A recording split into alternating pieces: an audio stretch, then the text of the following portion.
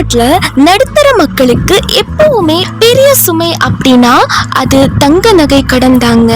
அதுலயும் அவசரத்துக்கு அவங்க என்ன பண்றாங்க அப்படின்னா வீட்டுல இருக்க நகை அடகு வச்சுதான் நகை கடன் வாங்குறாங்க.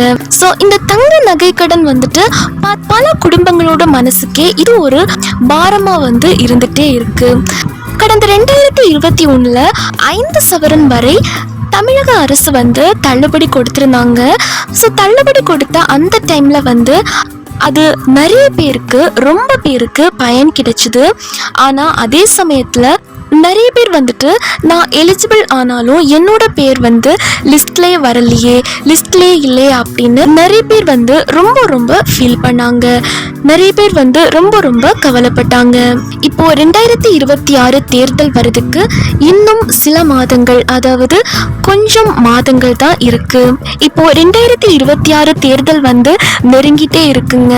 சீக்கிரமாகவே தேர்தலும் வரப்போகுது. ஸோ இந்த ஒரு டைம்ல மீண்டும் நகை கடன் தள்ளுபடி கொடுப்பாங்களா அப்படின்னு மக்கள் அனைவருமே எதிர்பார்க்கிறாங்க. முந்தைய முறை விடுபட்டவர்களுக்கு இப்போ வாய்ப்பு கிடைக்குமா அப்படின்னு கேக்குறாங்க. அது மட்டும் இல்லாம இப்ப புதுசா கடன் எடுத்தவங்க இருப்பாங்க பாத்தீங்களா, அவங்களுக்கும் தள்ளுபடி உண்டா அப்படின்னு மக்கள் எதிர்பார்த்து காத்துட்டு இருக்காங்க. ஸோ மக்கள் மத்தியில இப்படி ஒரு பெரிய எதிர்பார்ப்பு அப்படிங்கிறதும் இருக்கு. ஸோ இந்த வீடியோல நம்ம 2026 தங்க நகை கடன் தள்ளுபடி குறித்த முழு விவரங்களை தான் இந்த வீடியோல 1 by 1 பார்க்க போறோம். ஸோ போன டைம் மிஸ் பண்ணவங்க எல்லாம் இந்த முறை நீங்க என்ன பண்ணணும், நகை கடன் உங்களுக்கு முழுசா தள்ளுபடி ஆகணும் அப்படின்னா நீங்க என்ன பண்ணணும், ஸோ இதை பத்தின முழு விவரங்களையும் இந்த வீடியோல தெளிவா நம்ம பார்க்கலாம். 2021 தேர்தலில் திமுக ஆட்சிக்கு வந்த அந்த டைமிங்ல சொல்ல போனா நிறைய குடும்பங்கள் இந்த தங்க நகை கடன் தள்ளுபடினால நிறையவே பயன்பெற்றாங்க. ஸோ இதை யாருமே மறுக்க முடியாது. ஸோ அதுல இருந்து திமுக 2026 ஆட்சிக்கு வந்தாங்க அப்படின்னா அவங்க இந்த தங்க நகை கடன் வாக்குறுதியை நிறைவேற்றுவாங்க அப்படிங்கிற ஒரு நம்பிக்கை மக்கள் மனசுல வந்துச்சு. இந்த சமயத்துல அரசியல் விமர்சகர்கள் என்ன சொல்றாங்க அப்படின்னா 2026 தேர்தல் வர இருக்க இந்த டைமிங்ல கல்வி கடன், விவசாய கடன் தள்ளுபடி அப்படின்னு சொல்லிட்டு தள்ளுபடி அறிவிப்புகள் வர வாய்ப்பு இருக்கு அப்படின்னு சொல்றாங்க. இப்ப பாத்தீங்க அப்படின்னா நகை கடன் தள்ளுபடி குறித்தும் புதிய அறிவிப்புகள் வரதுக்கு வாய்ப்பு இருக்கிறதாகவும் தகவல்கள் வெளியாகி இருக்கு. அண்ட் இன்னொரு விஷயம், அரசு ஸ்ட்ரிக்டா சொல்லியிருக்காங்க. அது என்ன அப்படின்னா இந்த தங்க நகை கடன் தள்ளுபடியில முறைகேடுகள் அப்படின்றது நடக்கவே கூடாது, முறைகேடுகளை நம்ம தடுத்தே ஆகணும் அப்படின்னு சொல்லியிருக்காங்க. ஏன் இப்படி சொல்லியிருக்காங்க அப்படின்னா போன டைம்ல இந்த தங்க நகை கடன் தள்ளுபடி டைம்ல நிறைய குளறுபடிகள் அப்படின்றது நடந்திருக்கு. ஸோ அதனால பாத்தீங்க அப்படின்னா இந்த டைம் மிஸ் பண்ணவே கூடாது, விதிமுறைகளை இன்னும் நம்ம கடுமையாக்கணும் அப்படின்னு சொல்லியிருக்காங்க. தென் அது மட்டும் இல்லாம மக்கள் கிட்ட இப்போ இன்னொரு சந்தேகம் எழுந்திருக்கு. அது என்ன அப்படின்னா என்கிட்ட ஒரு 8 சவரன் நகை இருக்கு, அதுல 5 சவரனுக்கு தள்ளுபடி கிடைக்குமா, இல்ல என்கிட்ட ஒரு 10 சவரன் நகை இருக்கு, அதுல நான் ஒரு 5 சவரன் நகை வச்சா தள்ளுபடி ஆகுமா அப்படிங்கிற மாதிரியும் கேக்குறாங்க. ஸோ இதை பத்தி அரசு தெளிவான ஒரு விளக்கத்தை சொல்லியிருக்காங்க. அரசோட விதிமுறைப்படி இப்போ ஒரு குடும்பத்துல ரேஷன் கார்டு அடிப்படையில 5 சவரனுக்கு மிகாமல், அதாவது 40 கிராமுக்கு உள்ள நகை கடன் இருந்தா மட்டும்தான் நீங்க தகுதியானவங்க அப்படிங்கிறதையும் அரசு சொல்லியிருக்காங்க. உதாரணமா நீங்க ஒரு 38 கிராம் சவரன் நகை வச்சிருக்கீங்க அப்படின்னாலும் உங்களுக்கு தள்ளுபடி உண்டு. அதே நீங்க 40 கிராமுக்கு மேல, இப்போ 44 கிராம் இருந்தா கூட, 5 சவரனுக்கு மேல இருந்தா கூட அது தள்ளுபடி ஆகாது, தள்ளுபடி கிடைக்காது அப்படின்னு சொல்லியிருக்காங்க.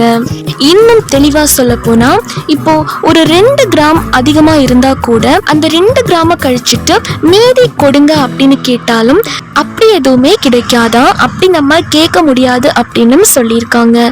ஸோ இதனாலதான் நிறைய பேருக்கு போன தேர்தலில், அதாவது 2021 ஆண்டுல நிறைய பேருக்கு தங்க நகை கடன் தள்ளுபடி கிடைக்காம போனதுக்கு முக்கியமான காரணமே இதுதான். அதாவது உங்ககிட்ட 40 கிராமுக்குள்ள, அதாவது 5 சவரனுக்கு மிகாமல் இருந்தாதான் தள்ளுபடி கிடைக்கும் அப்படின்றது ஒரு முக்கியமான ஒரு எலிஜிபிலிட்டி கிரைட்டீரியாவா இருந்திருக்கு. அடுத்ததா இந்த தங்க நகை கடன் தள்ளுபடியில நம்ம தகுதி பெறணும் அப்படின்னா, எலிஜிபிள் ஆகணும் அப்படின்னா இந்த தகுதிகள் உங்ககிட்ட இருக்கணும் அப்படின்னு சொல்லியிருக்காங்க. முதலாவது நீங்க ஒரு விஷயத்த புரிஞ்சுக்கணும். இந்த தள்ளுபடி முழுக்க முழுக்க கூட்டுறவு வங்கிகள் மற்றும் கூட்டுறவு சங்கங்கள் மற்றும் நகர கூட்டுறவு வங்கிகள்ல வச்ச நகைகளுக்கு மட்டும்தான் அப்படின்னு சொல்லியிருக்காங்க. சப்போஸ் நீங்க பேங்க்ல வச்சிருந்தீங்க அப்படின்னா, for example HDFC bank, state bank, Indian bank, இந்த மாதிரி வேற பேங்க்ல நீங்க வச்சிருந்தீங்க அப்படின்னா அது செல்லுபடி ஆகாது அப்படின்றதையும் சொல்லியிருக்காங்க. அண்ட் அடுத்ததா பாத்தீங்க அப்படின்னா, குடும்ப தலைவர் தலைவி ரேஷன் கார்டுல பெயர் இருக்கிறவங்க, குறிப்பா பெண்கள் பேர்ல கடன் இருந்தா முன்னுரிமை கிடைக்கும் அப்படின்னு சொல்லியிருக்காங்க. அதாவது பெண்கள் பேர்ல கடன் இருந்துச்சு அப்படின்னா உடனடியா தள்ளுபடி ஆகும் அப்படின்றதையும் சொல்லியிருக்காங்க. அண்ட் அது மட்டும் இல்லாம அந்தியோதயா அன்னயோஜனா, அதாவது AAY கார்டு வச்சிருக்க கூடியவங்க, ஏழை எளிய மக்கள், இவங்களுக்கு எல்லாம் முன்னுரிமை கிடைக்கும் அப்படின்னு சொல்லியிருக்காங்க. ரேஷன் கார்டு வறுமை கோட்டிற்கு கீழ் உள்ள அனைவருக்குமே முன்னுரிமை அப்படிங்கிறதையும் சொல்லியிருக்காங்க. அடுத்ததா ration card, Aadhaar card, mobile number, இது மூணுத்தையும் வங்கியில கொடுத்து லிங்க் பண்ணி இருக்கணும் அப்படின்றதையும் சொல்லியிருக்காங்க. இதுல ஏதாச்சும் ஒண்ணு நீங்க தவற விட்டாலும் தங்க நகை கடன் தள்ளுபடி லிஸ்ட்ல உங்களுடைய பெயர் வராது அப்படின்னு சொல்லியிருக்காங்க. அடுத்ததா யார் யாருக்கெல்லாம் தள்ளுபடி கிடைக்காது அப்படின்றத பத்தியும் சொல்லியிருக்காங்க. ஏற்கனவே 2021 ஆண்டு தள்ளுபடி நிறைய பேருக்கு கிடைக்காம ரிஜெக்ட் ஆகியும் போயிருக்கு. ஸோ இதை நினைச்ச மக்கள் ரொம்பவே குழம்பி போயிருக்காங்க. ஸோ வரப்போற இந்த 2026 தேர்தலையும் இந்த தவறு நீங்க ஒருபோதும் செய்யாதீங்க. அதாவது உங்க குடும்பத்துல யாராச்சும் கவர்மெண்ட் ஜாப்ல இருக்காங்க அப்படின்னா, அதாவது அரசு ஊழியர்கள், ஓய்வூதியர்கள் இருக்காங்க அப்படின்னா அவங்களுக்கெல்லாம் தள்ளுபடி கிடையாது அப்படின்னு சொல்லியிருக்காங்க. அண்ட் அதே மாதிரி முதியோர் உதவித்தொகையை வாங்குறவங்களுக்கும் இந்த நகை கடன் தள்ளுபடி கிடைக்காது. கூட்டுறவு சங்க ஊழியர்களுக்கு கிடைக்காது. அண்ட் அது மட்டும் இல்லாம பேங்க்ல ஒர்க் பண்றவங்களுக்கும் தள்ளுபடி கிடையாது அப்படின்னு சொல்லியிருக்காங்க. வருமான வரி செலுத்துறவங்களுக்கும் கிடையாது. இப்போ நீங்க அடுத்ததா நீங்க ஒன்றுக்கும் மேற்பட்ட வங்கிகள்ல கடன் வாங்கியிருக்கீங்க அப்படின்னா உங்களுக்கும் தள்ளுபடி கிடைக்காது. நிறைய பேர் என்ன பண்றாங்க அப்படின்னா, தனித்தனி பேங்க்ல இப்போ ஒரு வங்கியில ஒரு 4 சவரன் வச்சிருப்பாங்க. அதே டவுன்ல இருக்கக்கூடிய இன்னொரு பேங்க்ல போயிட்டு 4 சவரன் வச்சிருப்பாங்க. மொத்தம் 8 சவரன் ஆச்சு. நம்ம இப்படி தனித்தனி பேங்க்ல வச்சா கண்டுபிடிக்க மாட்டாங்க அப்படின்னு நிறைய பேர் நினைப்பாங்க. இப்ப இருக்க காலகட்டத்துல ஆன்லைன் மூலமா ஈஸியாவே அதை கண்டுபிடிச்சிருவாங்க. ஆதார் நம்பரை வச்சு ஈஸியா கண்டுபிடிச்சிருவாங்க. 5 சவரனுக்கு மேல இருந்துச்சு அப்படின்னா 8 சவரன் இருந்தாலும் உங்களுக்கு தள்ளுபடி கிடைக்காது. அண்ட் 2021 தேர்தல்ல நகை கடன் தள்ளுபடியில நடந்த சில குளறுபடிகள் என்னென்ன அப்படிங்கறதையும் இப்ப நம்ம பார்த்திடலாம். அதாவது யார் யாரெல்லாம் நோ காமடிட்டி கார்டு வச்சிருக்காங்களோ அவங்களுக்கு தள்ளுபடி கிடைக்காது அப்படின்னு சொல்லியிருக்காங்க. அதாவது பொருள் வேண்டாம் என்ற அட்டை யார் யாரெல்லாம் வச்சிருக்காங்களோ அவங்களுக்கு நகை கடன் தள்ளுபடி கிடைக்காது. ஒரே குடும்பத்துல இருக்கவங்க தனித்தனி ரேஷன் கார்டு காட்டாம ஒரே கார்டுல இருந்துட்டு தனித்தனியா கடன் வாங்கி இருந்தா அது மொத்தமா ஒரே குடும்ப கடனாக தான் பார்க்கப்படும் அப்படின்னு சொல்லியிருக்காங்க. தென் இப்போ மக்கள் மனசுல ஒரு டவுட் இருக்கும், நகை கடன் தள்ளுபடி பேர் லிஸ்ட்ல என்னோட பேரும் இருக்கா அப்படின்னு நான் எப்படி தெரிஞ்சுக்கணும் அப்படின்னு நிறைய பேர் கேக்குறாங்க. சோ இதை நீங்க எப்படி தெரிஞ்சுக்கணும் அப்படின்னா, பொதுவா அரசு தள்ளுபடி அறிவிச்சாங்க அப்படின்னா ஒவ்வொரு கூட்டுறவு வங்கி வாசல்லையுமே ஒரு நோட்டீஸ் ஒட்டுவாங்க. அதுல பயனாளிகள் பெயர், கடன் எண், தள்ளுபடி தொகை அப்படின்னு சொல்லிட்டு அந்த நோட்டீஸ்லயே இருக்கும்.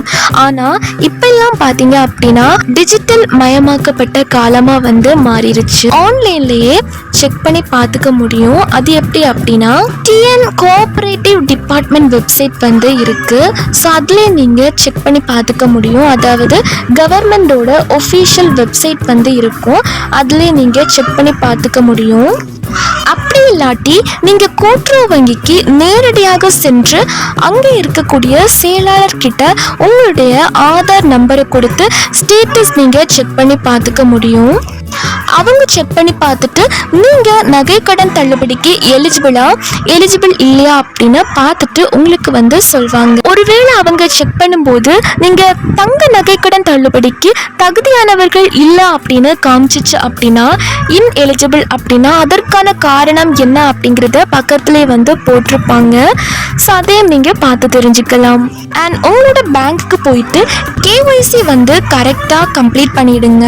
கேஒய்சி டாக்குமெண்ட் எல்லாம் கரெக்டாக பண்ணிடுங்க. பிகாஸ் ஒரு சின்ன தப்பு, இப்போ ரேஷன் கார்ட்லையோ இல்லை ஆதார் கார்ட்லையோ ஆதார் நம்பர் நீங்கள் சப்போஸ் தப்பாக டைப் பண்ணி கொடுத்துருப்பீங்க, இல்லை ரேஷன் கார்டு நம்பர் மாறி இருக்கும். இந்த மாதிரி ஏதாச்சும் ஒரு தப்பு நடந்தாலும் இந்த வரப்போற 2026 நகை கடன் தள்ளுபடி கிடைக்காம போறதுக்கான சான்சஸும் அதிகமாகவே இருக்கு. அடுத்ததா பாத்தீங்க அப்படின்னா கள ஆய்வு செய்வாங்க. அதாவது சம்பந்தப்பட்ட அதிகாரிகள் உங்களுடைய வீட்டுக்கு நேரடியா உண்மையிலேயே அந்த அட்ரஸ்ல நீங்க தான் இருக்கீங்களா, அந்த அட்ரஸ்ல தான் இருக்கீங்களா அப்படிங்கிறதையெல்லாம் செக் பண்ணுவாங்க. அண்ட் அது மட்டும் இல்லாம அந்த நகையை நீங்க தான் வச்சீங்களா அப்படின்னும் விசாரிப்பாங்க. ஸோ அதிகாரிகள் உங்களோட வீட்டுக்கு வரும்போது நகை கடன் ரசீது உங்க கையில இருக்கணும். ரேஷன் கார்டு ஒரிஜினல் நீங்க காட்டணும். அண்ட் வீட்டில் இருக்கிறவங்களோட விவரம் சரியா இருக்கா அப்படிங்கிறதையும் இப்பவே நீங்க பார்த்துக்கோங்க. அண்ட் இன்னொரு நியூஸும் வெளியாகி இருக்கு. அது என்ன அப்படின்னா 2026 ஆண்டு வரப்போற இந்த தேர்தல் நேரத்தை முன்னிட்டு தங்க நகை கடன் தள்ளுபடி 8 சவரனாக உயர்த்த வாய்ப்புள்ளதாகவும் தகவல்கள் சமூக வலைத்தளங்கள்ல பரப்பப்பட்டு வந்துட்டு இருக்கு. பட் பொருளாதார சூழலை பார்த்தா அதற்கான வாய்ப்புகள் குறைவு அப்படின்னு சொல்றாங்க. பட் எப்படி பார்த்தாலுமே 5 சவரன் கண்டிப்பா திமுக அரசு தள்ளுபடி பண்ணுவாங்க அப்படிங்கிறதுல எந்த ஒரு மாற்றமுமே கிடையாது. பிகாஸ் 2021 ஆண்டும் அவங்க சொன்ன மாதிரியே தேர்தல் வாக்குறுதியை நிறைவேற்றினாங்க. தங்க நகை கடன் தள்ளுபடி வரும் அப்படின்னு சொல்லிட்டு நீங்க திருப்பி நகையை பேங்க்ல வைக்காதீங்க. ஏன்னா அரசு எப்ப வேணாலும் தங்களோட கண்டிஷன்ஸை மாற்றுறதுக்கான வாய்ப்புகளும் இருக்கு. ஸோ அதை பத்தி நம்ம கெஸ் பண்ணி பார்க்க முடியாது, என்ன அப்படின்னு நம்ம கணிக்க முடியாது. முடிஞ்ச அளவுக்கு கடனை கொஞ்சம் கொஞ்சமா நீங்க இப்பவே கட்டுறது நல்லது. பட் 5 சவரன் நகை கடன் தள்ளுபடி ஆகும் அப்படின்னு தான் சமூக வலைத்தளங்களையும் அனைவருமே சொல்றாங்க. ஒருவேளை தள்ளுபடி அறிவிச்சாங்க அப்படின்னா அது உங்களுக்கு நல்லதுதான். நீங்க கட்டின பணம் உங்களுக்கே திரும்பவும் கிடைக்கும், அல்லது உங்க கணக்குல வரவு வைக்கப்படும் அப்படின்னு சொல்லியிருக்காங்க. இப்ப நீங்க செய்ய வேண்டியது கூட்டுறவு வங்கியில உங்க கணக்கு செயல்பாடுல இருக்கா அப்படிங்கறதையும் இப்பவே செக் பண்ணிக்கோங்க. பிகாஸ் 2026 தேர்தலுக்கு இன்னும் சில நாட்கள் தான் இருக்கு. மொபைல் நம்பர் இணைப்பை ஆதார் கார்டு ரேஷன் கார்டோட இணைப்பை உறுதிப்படுத்திக்கோங்க. இந்த எல்லா விஷயத்தையும் நீங்க இப்பவே சரி பண்ணிக்கோங்க.